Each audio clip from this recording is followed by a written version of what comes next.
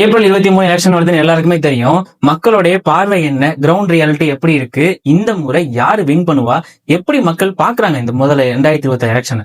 இந்த 2020 எலெக்ஷன் ரொம்பவே குருஷியலா இருக்கு. ஒரு பக்கம் ஆளுங்கட்சி டிஎம்கே பயங்கர கூட்டணியா இருக்காங்க, இன்னொரு பக்கம் ஏடிஎம்கே எதிர்கட்சியா இருக்காங்க, இன்னொரு பக்கம் புதுசா வந்த டிவிகேவா இருக்கட்டும், இல்ல பிஜேபி, இல்ல என்டிகே, ரொம்பவே ஒரு மல்டி கார்னர்டு ஃபைட்டா இருக்கு. மக்கள் ஒரு கட்சியுமே ஒரு விதமா யோசிக்கிறாங்க, ஒரு முறையில பாக்குறாங்க. ரொம்பவே பயங்கர எதிர்பார்ப்பா இருக்குங்க இந்த 2026 எலெக்ஷன். ஃபர்ஸ்ட் ஆளுங்கட்சியான டிஎம்கே மக்கள் எப்படி இந்த முறை டிஎம்கேவை பாக்குறாங்க.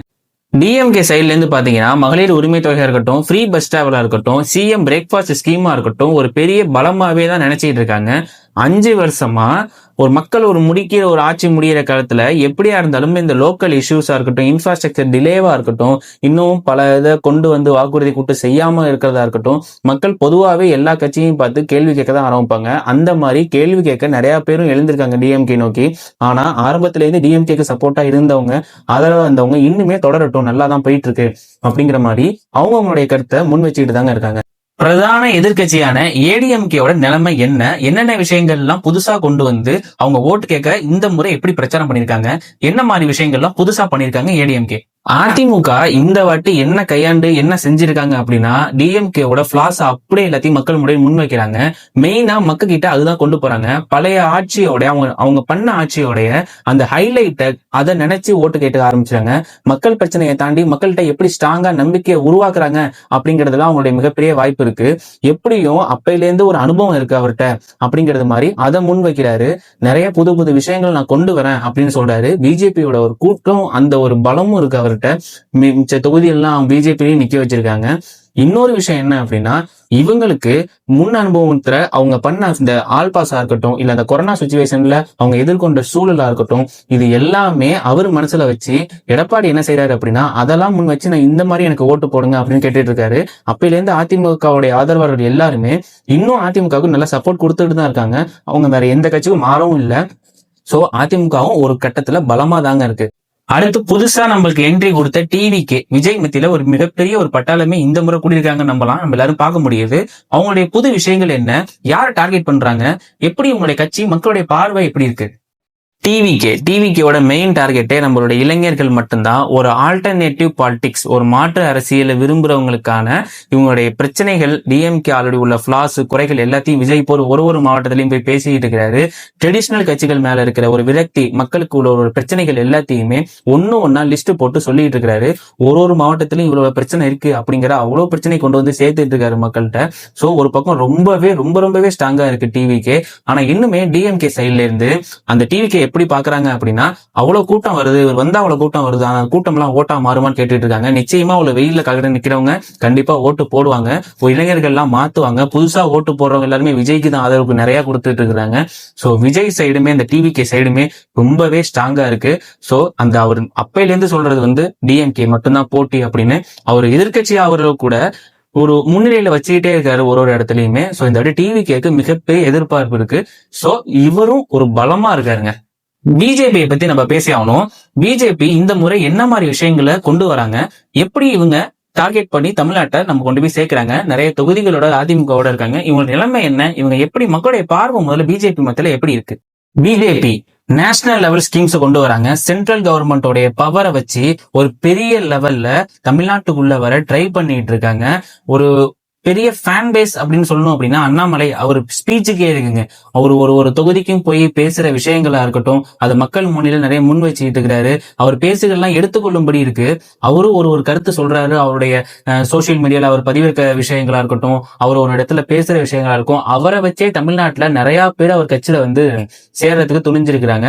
சோ பிஜேபியும் இந்த முறை ரொம்பவே ஸ்ட்ராங்கா தான் இருக்காங்க. அவங்களுடைய கூட்டணியான அதிமுகவும் சரி, இவங்க 2 பேரையும் டைப் இந்த வாட்டி தமிழ்நாட்டுல அதிக தொகுதியில் வின் பண்ண கூட சான்ஸ் அதிகமா இருக்கு அப்படின்னு கூட சொல்லிட்டு இருக்காங்க.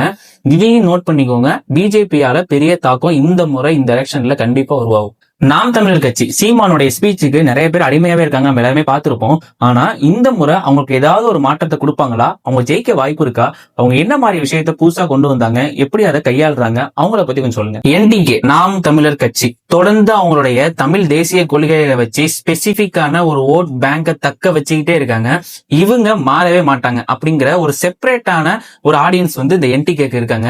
இந்த கட்சிகளோட ஓட்டு எப்படி இருக்குன்னா, அந்த ஓட்டு சதவீதம் பெரிய கட்சிகளுடைய வெற்றியா தோல்வியா அப்படின்னு நிச்சயம் தீர்மானிக்கும். ஏன்னா இவங்களுடைய ஓட்டு சதவீதம் வந்து ஜெயிக்கிற லெவல்ல இந்த முறை இல்லைனாலும் கண்டிப்பா ஒரு நாள் இவங்களுக்கு ஒரு செப்பரேட்டான ஒரு ஆடியன்ஸ் இருக்காங்க. ஆனா இந்த வாட்டி கண்டிப்பா ஒரு ஓட்டு சதவீதம் இவங்களுக்கு தனியாவே பிரியுங்க. ஏன்னா ரொம்பவே நல்ல சீமானுடைய ஒரு கருத்துக்கள் பயங்கரமா அவர் அப்பையில இருந்து பேசிட்டு இருக்கிறாரு.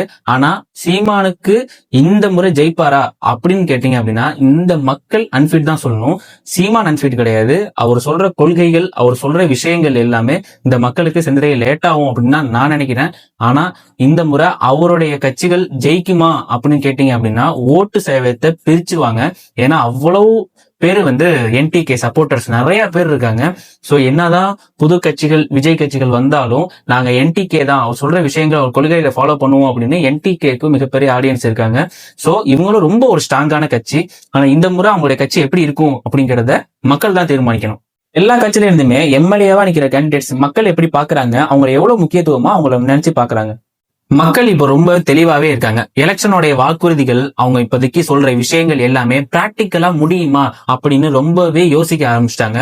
சில பேர் சிஎம் கேண்டிடேட் யாருன்னு பார்த்து ஓட்டு போடுறாங்க, இவங்க வந்தா ஓகே அப்படிங்கிற மாதிரி ஓட்டு போறாங்க. ஆனா பெரும்பாலான மக்கள் உண்மையிலேயே மக்கள் யோசிக்கிறது என்னன்னா, நம்ம ஏரியாவுக்கு நம்ம சுத்தி உள்ள இடத்துக்கு எம்எல்ஏவா வர போறவரு எப்படிப்பட்ட ஆளு, அவரு நம்ம பிரச்சனைகள் சொன்னா தீர்த்து வைப்பாரா, இல்ல கட்சி பேரை சொல்லி நம்மள ஏமாத்துவாரா, இப்படிங்கிற பல கேள்விகள் மக்கள்கிட்ட இருக்கு. நிச்சயமா அந்த நம்ம ஊருக்குள்ள நிக்கிற அந்த எம்எல்ஏவா நிக்கிறாங்க இல்லையா, அவங்களுக்கு ரொம்பவே இம்பார்ட்டன்ஸ் அதிகம். இப்போ வந்து ஆல்ரெடி பழக்கப்பட்ட டிஎம்கே ஏடிஎம்கே முகம் வந்து நிறைய பேருக்கு தெரிஞ்சிருக்கும். ஆனா டிவிகேக்கு இப்ப நிக்கிறவங்களுடைய முகம் வந்து புதுமுகமா இருக்கும். விஜய் ஒரு ஸ்டேஜ்ல ஏறப்ப சொல்லுவாரு, 234 தொகுதியில நிக்கிறது என்னவோ ஒரு புது, எல்லாருமே விஜய் தான், விஜய் முகத்துக்காக நம்ம ஓட்டு போடலாம், ஏன்னா எல்லாருமே புதுமுகம், அவங்க புது கட்சி. அப்படிங்கிறப்ப மாற்றம் விரும்பும் நினைக்கிறவங்க எல்லாருமே நம்ம இந்த எம்எல்ஏவா நம்ம தொகுதியில நிக்கிறவங்களுக்கு எப்படி, அதுவும் விஜய் முகம் தான் ஒரு இடத்துலயும் பதிவு பண்ணிட்டு இருக்காரு. சோ நம்ம ஏரியால எப்படி இருக்கு, அந்த எம்எல்ஏ சூஸ் பண்றது ரொம்ப ரொம்ப முக்கியமான மேட்டர் தான். எல்லார பத்தியும் நம்ம பேசிட்டோம். யாருக்கு தான் இப்ப வாய்ப்பு அதிகம்? 4 பேருமே 4 முனையில நிக்கிறாங்க. யாருக்கு தான் வாய்ப்பு அதிகமா இருக்கு? அந்த விஷயம் வந்து இப்ப நம்மளால இப்ப ஜட்ஜ் பண்ண கண்டிப்பா முடியாது. மக்கள் தேவையை யார் உண்மையிலேயே புரிஞ்சுக்கிட்டு அப்ரோச் பண்றாங்களோ அவங்களுக்கு தான் தீர்ப்பு அதிகமாவே இருக்கும். மக்கள் நேரம் டிசைட் பண்ணிருப்பாங்க.